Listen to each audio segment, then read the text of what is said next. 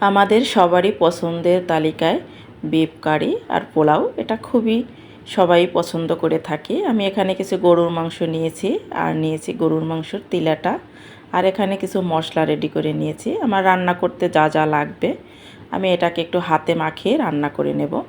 আমি এখানে গরুর মাংস নিয়েছি 2 কেজি।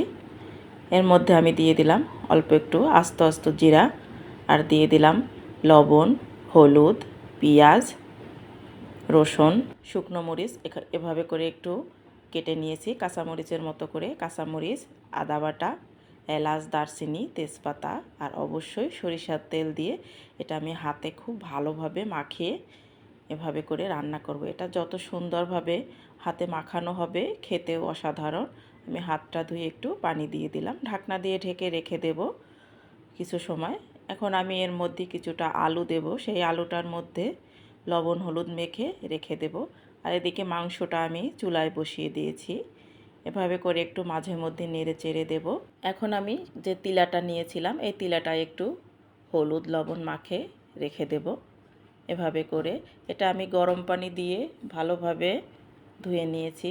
আগে আমি তিলাটা দেইনি, এখন আমি এর মধ্যে তিলাটা দিয়ে দিলাম। আর এটা দিয়ে প্রচুর পরিমাণে রক্ত বের হয়, তাই গরম পানি দিয়ে ধুয়ে নিতে হয়। আর এটা দেখেন এর গায়ের যে পানিটা শুকিয়ে গেছে। এখন আমি কষানোর জন্য একটু পানি দিয়ে দেব। পানিটা দিয়ে ভালো করে নেড়েচেড়ে রেখে দেব কিছু সময় ঢাকনা দিয়ে। এখন আমি পোলাওর চালটা রেডি করে নিয়েছি। এখানে আমি 1 কেজি পোলাওর চাল নিয়েছি। এটাকে আমি ভালো করে একটু ধুয়ে পানি ঝরানোর জন্য রেখে দেব। আর এই যে মাংসের গায়ের পানিটা প্রায় শুকিয়ে আসছে, আমার কষানোটাও হয়ে গেছে প্রায়। এখন আমি এই পর্যায়ে এর মধ্যে আলুটা দিয়ে দিলাম। আলুটা দিয়ে আবারও একটু ভালো করে নেড়ে চেড়ে এটাকে আমার রান্না করে নিতে হবে। আর ঝোলের পানিটা দিয়ে দেব। ঝোলের পানিটা দেওয়ার পরে বলক আসছে, এখন আমি এর মধ্যে ধনিয়া জিরার গুঁড়া দিয়ে দিলাম। এখন আমি এটা রান্নার জন্য রেখে দেব। আর অন্যদিকে আমি পোলাওটা রেডি করে ফেলবো। এখানে আমি বেরেস্তা ভাজি করে নিচ্ছি। যে বেরেস্তাটা আমার ভাজি করা হয়ে গেল, এখন আমি বেরেস্তাটা নামিয়ে ফেলবো। ওই তেলের মধ্যেই আমি পোলাওটা বসিয়ে দিলাম। আমি একদম সাদা পোলাও তৈরি করব। এখানে আমি অন্য কোনো মশলা দেবো না, একটু লবণ আর কাঁচামরিচ দিয়ে এভাবে করে পোলাও রান্না করে খেতে কিন্তু অসাধারণ লাগে। আমি কখনো পোলাওতে মশলা দেই না। এখন আমি 1 কেজি চাল নিয়েছি, এর ডাবল পানি দিয়ে দেব।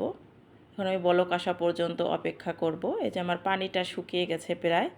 এই পর্যায়ে আমি এটাকে ভালো করে একটু নেড়ে চেড়ে উল্টে পাল্টে উপর থেকে নিচে উঠিয়ে এভাবে করে আমি ঢাকনা দিয়ে ঢেকে রেখে দেব দমে 10 মিনিট। আর এভাবে করে সাদা পোলাও খেতে কিন্তু অসাধারণ লাগে। আপনারাও একটু তৈরি করে খেয়ে দেখবেন। আর অন্যদিকে আমার গরুর মাংসটাও হয়ে আসছে। উপর থেকে আমি একটু বেরেস্তা ছড়িয়ে এটাকে নামিয়ে ফেলবো। আর এটা দেখেন কতটা লোভনীয় হয়েছে দেখতে, খেতেও কিন্তু অসাধারণ। আর আমার এই রান্নাগুলো কেমন হয়েছে অবশ্যই কমেন্ট করে জানাবেন। আর আমার চ্যানেলটাকে সাবস্ক্রাইব করে আমার পাশে থাকবেন। আর আমার পোলাওটা ভাতটা খুব সুন্দরভাবে সিদ্ধ হয়ে গেছে। আর দেখেন কতটা সাদা এবং ঝরঝরে হয়েছে। পোলাওর মজাই হয় ঝরঝরে করে রান্না করলে। আর উপর থেকে আমি একটু বেরেস্তা ছড়িয়ে এটাকে আমি নামিয়ে ফেলবো। এই পর্যায়ে আমি চুলাটা বন্ধ করে দিয়েছি। এই তো এখানেই শেষ করলাম। আল্লাহ হাফেজ। আপনারা সুস্থ থাকবেন, ভালো থাকবেন।